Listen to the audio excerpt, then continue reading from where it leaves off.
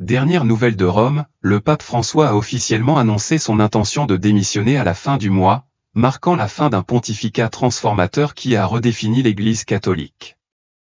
Au cours de la dernière décennie, il a défendu une vision de miséricorde, d'inclusion et de justice, guidant l'Église à travers certains des paysages sociaux et politiques les plus difficiles des temps modernes. Aujourd'hui, alors qu'il se prépare à quitter ses fonctions, la question se pose, qui poursuivra son héritage? Parmi les successeurs potentiels, un nom se démarque, le cardinal Luis Antonio Tagle. Mais pourquoi le pape François a-t-il placé une telle confiance en cet homme? L'Église catholique se trouve à un tournant crucial, aux prises avec des divisions internes et des pressions externes. Tagle peut-il unifier une institution fracturée? Sera-t-il capable de défendre les valeurs d'espoir, de paix et de progrès que François a si passionnément inculquées? Réformateur compatissant et profondément engagé en faveur de la justice sociale, le cardinal Tagle a consacré sa vie au service des marginalisés. De l'aide aux communautés pauvres d'Afrique à la promotion du dialogue interreligieux au Myanmar, son travail s'est étendu à tous les continents. Reflétant une perspective mondiale qui pourrait façonner l'avenir de l'Église. Son style de direction fait écho à l'accent mis par le pape François sur l'humilité et l'ouverture, mais le chemin à parcourir est semé d'embûches. L'Église catholique doit trouver un équilibre délicat entre le respect de ses traditions et l'adoption des réformes nécessaires. Alors que le monde est en ébullition et que les divisions idéologiques sont profondes, Tagle sera-t-il le pont qui unira les croyants, ou son leadership suscitera-t-il de nouveaux débats? Alors que l'Église se trouve au bord du précipice du changement, sa vision et ses décisions pourraient définir sa trajectoire pour les générations à venir. Tout au long de son mandat, le pape François a cherché à faire tomber les barrières et à redéfinir le rôle de l'Église dans la société moderne. Il a affronté de front des problèmes cruciaux, il a défendu les pauvres, a appelé à une action mondiale sur le changement climatique et a remis en question des points de vue dépassés sur des sujets sensibles tels que les abus sexuels et le rôle des femmes au sein de l'Église. Son leadership a été tout simplement révolutionnaire, laissant une marque indélébile sur l'institution. Maintenant qu'il s'apprête à quitter son poste, ses proches suggèrent qu'il estime avoir rempli sa mission. Il a remodelé l'Église, la rendant plus inclusive et socialement engagée. Mais le travail est loin d'être terminé, et le flambeau doit être transmis à un successeur qui poursuivra le chemin. Les spéculations vont bon train au Vatican selon lesquelles le pape François aurait un candidat préféré en tête. Si la décision finale reviendra au collège des cardinaux, son influence sur le processus de sélection devrait être importante. Beaucoup pensent qu'il espère s'assurer un dirigeant qui défendra sa vision et une vision d'inclusion, de conscience sociale et de courage moral. Sa démission est également soigneusement programmée.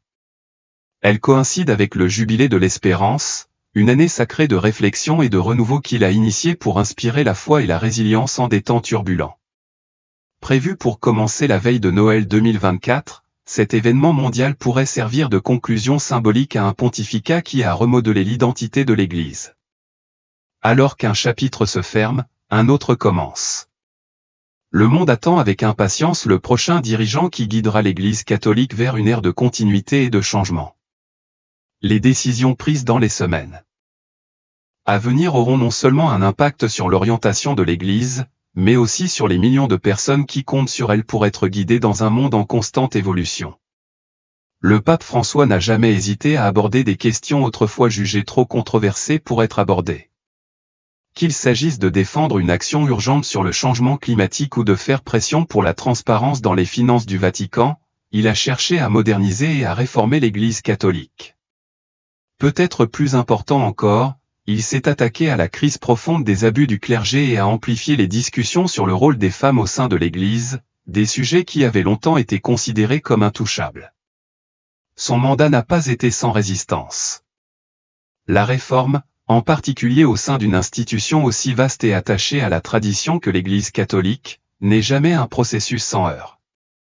Pourtant, malgré l'opposition des factions plus conservatrices, le pape François est resté inébranlable dans sa mission de faire de l'Église une force du bien, en plaidant pour une institution plus inclusive, plus compatissante et plus responsable. Sa démission ne marque pas la fin de ses efforts mais plutôt le signal. d'une transition à la reconnaissance que le changement est un voyage continu, qui doit être poursuivi par le prochain dirigeant.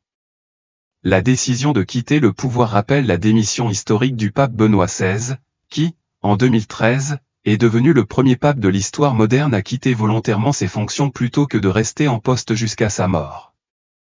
Son décès en 2022 a été accueilli avec un élan de respect, le pape François lui-même ayant présidé la messe funèbre à laquelle ont assisté des dizaines de milliers de personnes.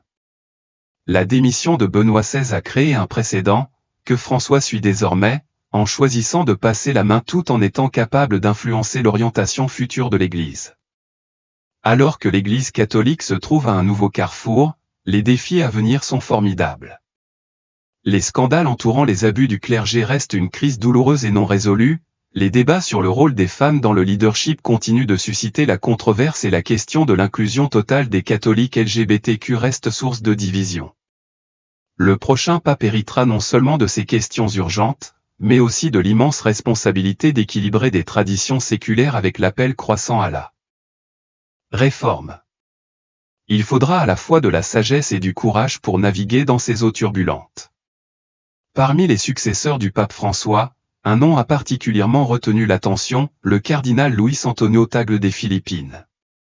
Connu pour sa profonde compassion et son dévouement indéfectible à la justice sociale, Tagle a consacré sa carrière à défendre les pauvres et les marginalisés. En tant qu'ancien archevêque de Manille et actuel président de Caritas International, il s'est concentré sur la réduction de la pauvreté et le renforcement des programmes de sensibilisation fondés sur la foi dans le monde entier. Ces efforts humanitaires ont eu un impact durable. En Afrique subsaharienne, Tagle a été le fer de lance d'initiatives visant à financer des écoles et des programmes de formation professionnelle, offrant ainsi aux familles en difficulté un moyen de sortir de la pauvreté. Au Myanmar, un pays en proie à des conflits politiques et ethniques, il a travaillé sans relâche pour favoriser la réconciliation entre les dirigeants catholiques et bouddhistes, démontrant ainsi son engagement en faveur de la consolidation de la paix dans certaines des sociétés les plus divisées du monde. Le style de leadership de Tagle reflète les valeurs défendues par le pape François, compassion, justice et inclusion.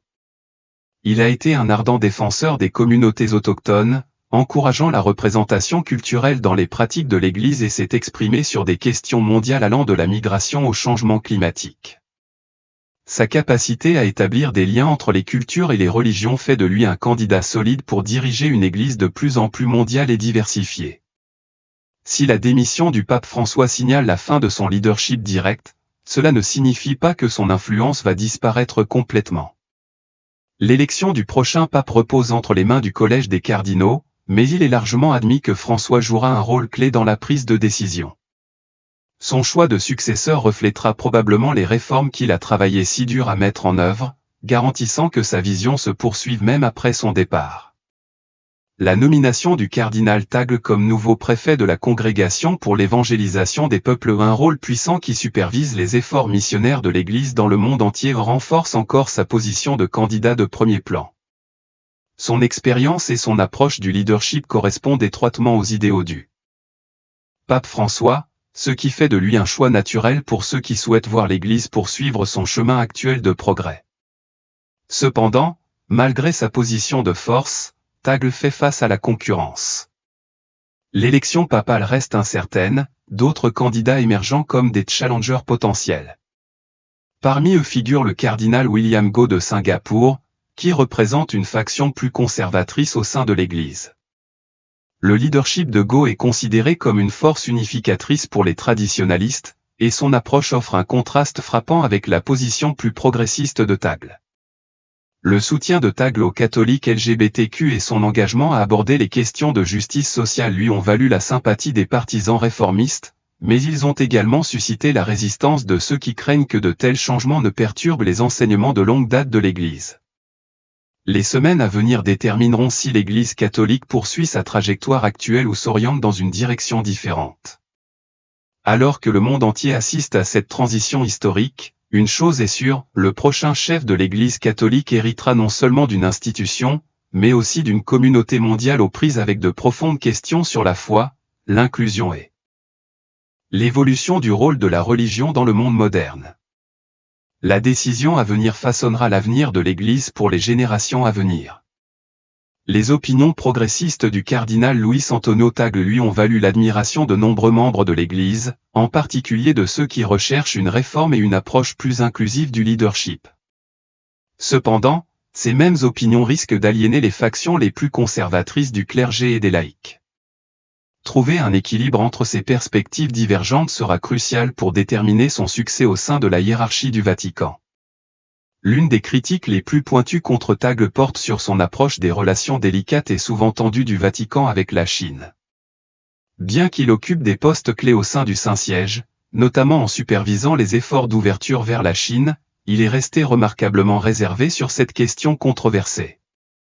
Sa réticence à aborder publiquement les subtilités de l'accord Vatican-Chine, un accord qui a déclenché un débat mondial, a conduit certains à remettre en question son style de leadership. Pour ses détracteurs, ce silence suggère un manque de transparence et de détermination, jetant le doute sur sa capacité à naviguer dans les défis géopolitiques complexes qui accompagnent une fonction ecclésiastique élevée. Les critiques soutiennent que son refus de prendre une position publique ferme sur une question aussi cruciale pourrait indiquer une réticence à affirmer son indépendance. Selon eux, un dirigeant aspirant à la papauté doit faire preuve à la fois de conviction et de courage pour exprimer ses préoccupations morales et éthiques, même face aux sensibilités diplomatiques. Si Tagle ne parvient pas à rassurer les fidèles sur sa capacité à rester ferme dans des situations difficiles, cela pourrait devenir un obstacle important sur son chemin vers le pape. Au-delà de la diplomatie étrangère, Tagle est également l'un des sujets de discorde qui l'entourent, en raison de son mandat d'archevêque de Manille, au cours duquel il est devenu un critique virulent du gouvernement philippin.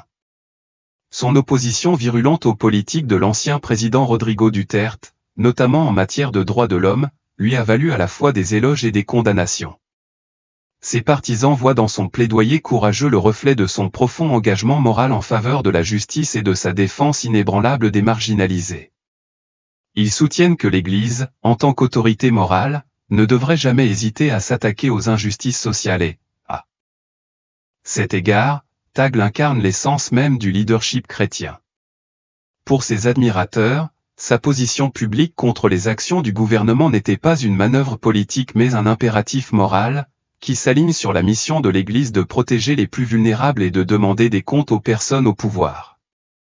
Il pense qu'en période de troubles sociaux, les chefs religieux doivent servir de conscience à la société, en veillant à ce que la compassion, la dignité et les droits de l'homme restent au premier plan du discours national.